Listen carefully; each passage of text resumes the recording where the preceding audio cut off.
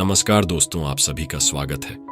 इस कहानी को जरा ध्यान से सुनिएगा क्योंकि ये कहानी आपको जिंदगी भर काम आएगी। आइए जानते हैं इस कहानी को और समझने की कोशिश करते हैं। कहानी शुरू करने से पहले चैनल को सब्सक्राइब करें।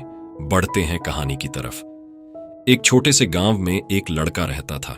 वो बहुत आलसी था और हर काम को टालता रहता था। उसकी यह आदत थी कि वो जरूरी काम हमेशा देर से करता था और इस वजह से वो अपनी पढ़ाई और जिंदगी के दूसरे मामले में पीछे रह गया था। उसके घर वाले और गुरुजी उसको बार बार समझाते थे कि अपने समय की कदर करो, लेकिन वो उनकी बात नहीं मानता था। उसको अपने भविष्य की बिल्कुल भी चिंता नहीं थी और वो अपना समय बेकार चीजों में जाया करता रहता था। एक दिन उसके गांव में एक महात्मा आए। वो अपनी समझ और ज्ञान के लिए मशहूर थे।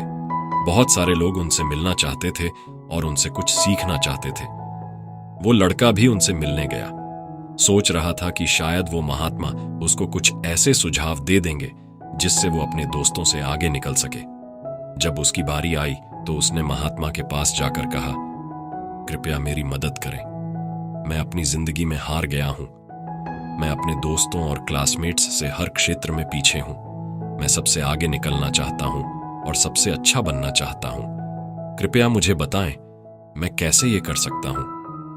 महात्मा ने उस लड़के को प्यार भरी नजर से देखा और बोले, मेरे बच्चे, तुम इसीलिए तकलीफ में हो क्योंकि तुम अपने समय की कदर नहीं करते। तुम हमेशा काम टालते रहते हो और अपने अनमोल पल बेकार चीजों में जाया कर देते हो। चलो, मैं तुम्हें एक कहानी सुनाता हूं जिससे तुम समय की कदर समझ पाओगे। लड़का बड़े ध्यान से सुनने लगा। महात्मा ने कहानी शुरू की। एक बार एक राजा था जो बहुत दयालु और उदार था।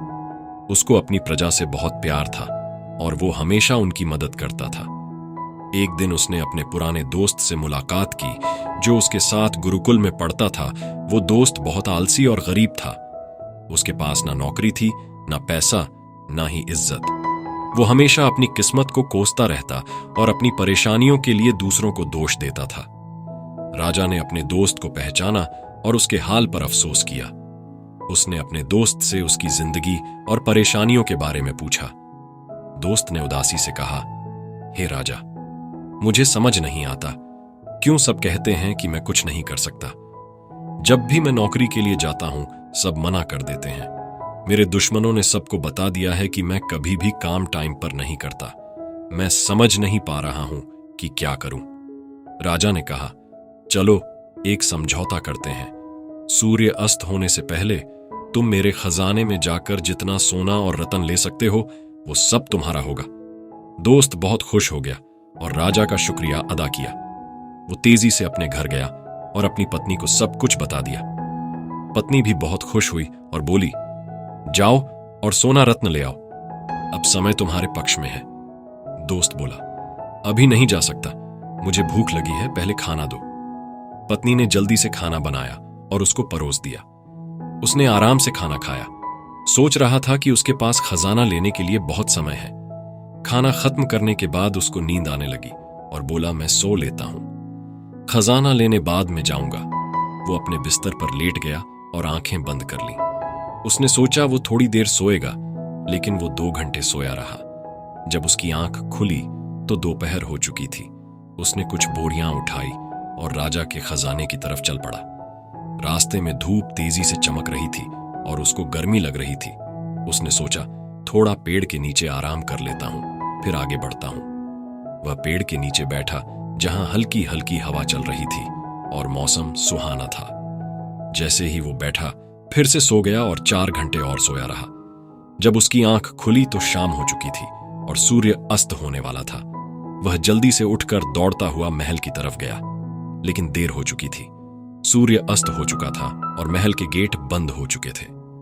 आलसी आदमी वहीं निराश खड़ा रह गया। उसने अपना मौका खो दिया था क्योंकि उसने अपने समय की कदर नहीं की थी। महात्मा ने कहानी खत्म की और उस लड़के की तरफ देखा। लड़का चुप था।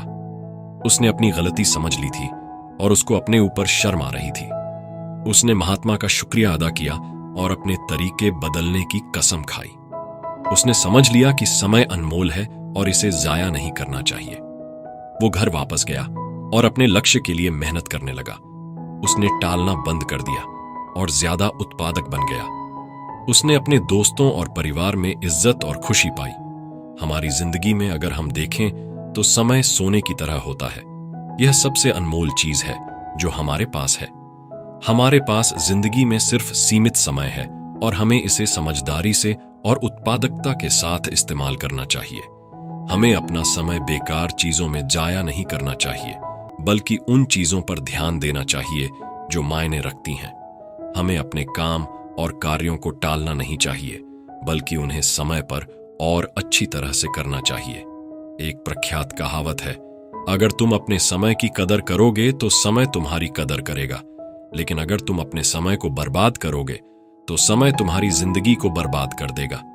हम जिंदगी में कुछ भी हासिल कर सकते हैं अगर हम अपने समय का सही उपयोग करें, लेकिन अगर हम अपना समय जाया करते हैं तो हम अपने मौके को खो देंगे और बाद में पछताएंगे। एक यात्री से 1 मिनट का महत्व समझ सकते हैं जो अपनी ट्रेन 1 मिनट के फर्क से मिस कर गया, और एक स्टूडेंट से 1 साल का महत्व समझ सकते हैं जो अपने वार्षिक परीक्षा में फेल हो गया। जो लोग अपने समय की कदर करते हैं वो अपनी जिंदगी में कुछ भी पा सकते हैं, लेकिन जो अपने समय की कदर नहीं करते वह अपनी जिंदगी में नाकाम हो जाते हैं। अगर तुम्हें अपनी जिंदगी में कुछ करना है तो कभी आलसी और टालने वाले ना बनो, वरना एक दिन तुम भी उस आलसी आदमी की तरह पछताओगे जो सूर्य अस्त होने से पहले महल नहीं पहुंच पाया। इसीलिए हमेशा अपने समय का सही उपयोग करो। अपने परिवार और दोस्तों के साथ छोटे छोटे पल का मजा लो। ऐसा करने से तुम अपने सपने और लक्ष्य हासिल कर पाओगे और एक संतुष्ट और पूर्ण जिंदगी जी पाओगे।